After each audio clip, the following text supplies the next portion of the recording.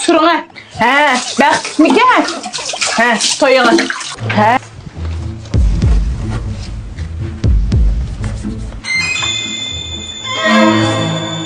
Çimengül, em gap qilin. Bayatni telefon qilishimdagi maqsad qilam. Bizni shirkatdan bir haftalik komanda qurlashtirdik. Nega deysiz? Shishvon bandaga.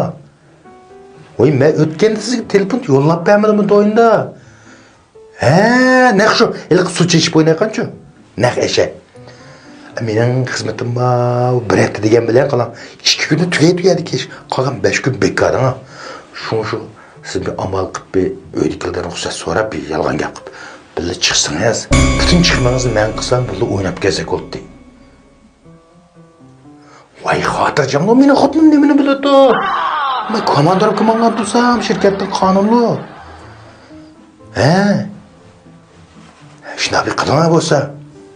Voy, siz hech nima elib olmasangiz bo'ladi. Otda yasnida chiqsangiz bo'ladi.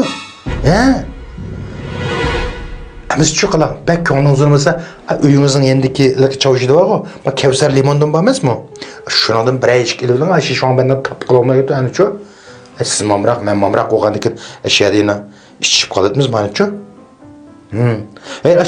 Marksiga diqqat qilib elamjimi, men hozir bozorda limon aynib ketdi, chopinimi, potolkisimi, loyisimi o'xshash bo'lib ketdimizdan. Shu Kevsar marksiga elamjimi? Shu eng teklidi menga.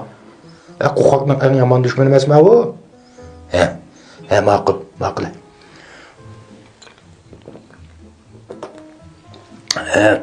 Hozir shu Kevsar limon shiribman.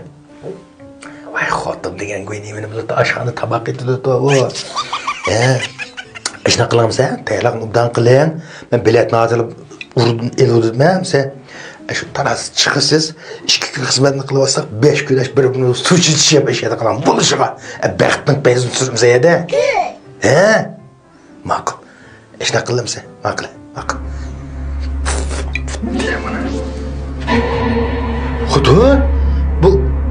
Sen. Kaçanın yakkı. Tak su çeçişip, baxtının peyzini sürgülü barısla. Şişvan ben nağa.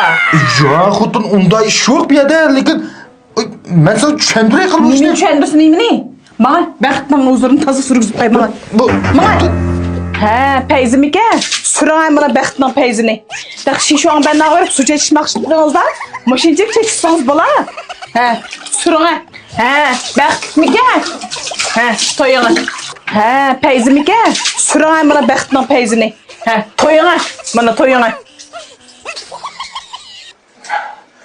Çimengül.